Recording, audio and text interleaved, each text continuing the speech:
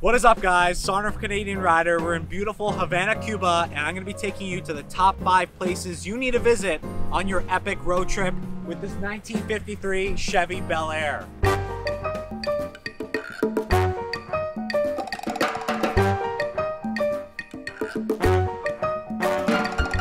First off, I want to give a big shout out to Duniel and Jose. They truly embody the Cuban spirit and how amazing the Cuban people are. They took us on this trip, taking us to the best sights and sounds of Havana and Cuba in their nice classic car, in this case, the 1953 Chevy Bel Air. If you want to take a trip and you want to go ahead and book with Jose and Duniel, I will link their business in the description box down below. But honestly, it was such an enjoyable experience with them taking us to these destinations and really finding out about the history and the architecture of beautiful Cuba.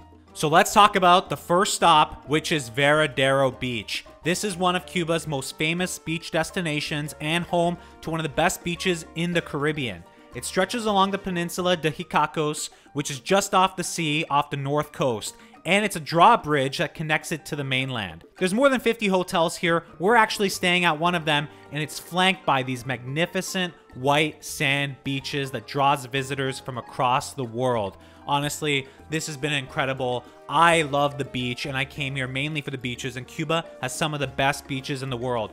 Beautiful white sand, like 100 meters out, beautiful turquoise clear waters, and the salt water I just love as well. These beaches are honestly phenomenal. Great way to sit down, relax, enjoy the beautiful weather, the sun, and just have some R&R.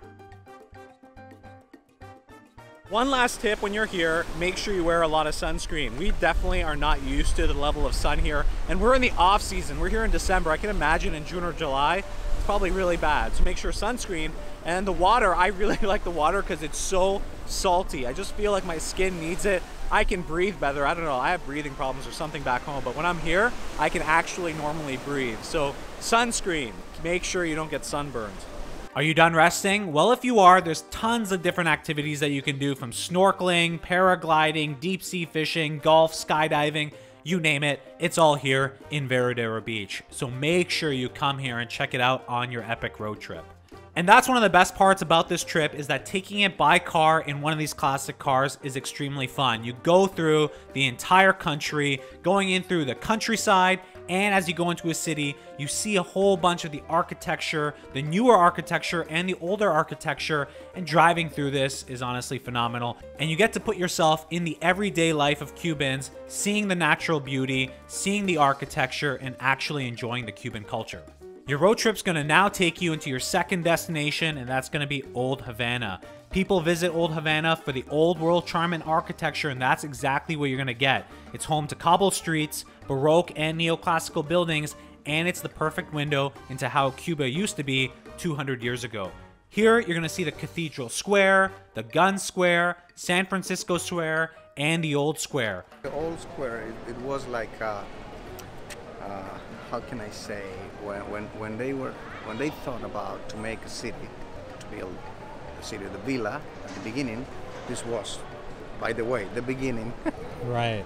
Of course, with the years, all these palaces and places are being renovated many times till today, of course. But they keep the original look, they keep the original architecture style. If you look at the architecture, you can see which one is a Spanish building, which one is an American building. So like this blue one here, with the balconies are a little bit square and flat. Yeah, but this one here, the yellow one, you see the balconies are totally different. The work with the glasses, the arc, are totally different than this one, are more squares. So you can see American from the 1902 on till today. Those ones probably are from Wow. 1700. A lot of history. A lot of history. All of this is going to allow you to actually understand how life was so long ago for Cubans, and this is where Hemingway used to spend a lot of his time. You'll need to spend at least, a day to explore everything this area has to offer. There's plenty of restaurants, plenty of cafes where you can rest and just relax. So make sure you take a stop in Old Havana and bring your classical car here and take some nice pictures as well with these beautiful buildings. To your third destination, you're going to be walking just off of Old Havana to Teniente Rey Street. This street has all the life, all the hustle and bustle of Havana, Cuba. You're going to see restaurants, you're going to see cafes, you're going to see bars, you're going to see schools, you're going to see people's residences. This special time we are living after COVID. Right. Plus the embargo, it's really hard to get supplies. But we don't lose our behavior. We are friendly, we are peaceful people, you know, happy people. So how long has this food shortage been going on for? Since the COVID. Since COVID started. Since COVID started, yeah. All of this stuff going down the street, and you're gonna see at the very end is your next destination after you walk along this, which is the Capitol building. Honestly, pretty remarkable and surreal experience to go from really old classical architecture to the newer buildings and the Capitol building where the dome is covered in gold. So really stark contrast of colors, architecture, people, and everything else going on here leading up to the Capitol building, where along with the Capitol building, you're also going to visit Central Park and everything else going on in downtown Havana. Number 4, as you're leaving the Capitol building and Central Park area, you're going to be visiting this famous waterfront promenade, and it's one of Havana's most popular areas, the Malecon. It's essential for everyone traveling to Cuba to go ahead and visit this. This was conceived in 1901, and the Malecon was partly built in 1902.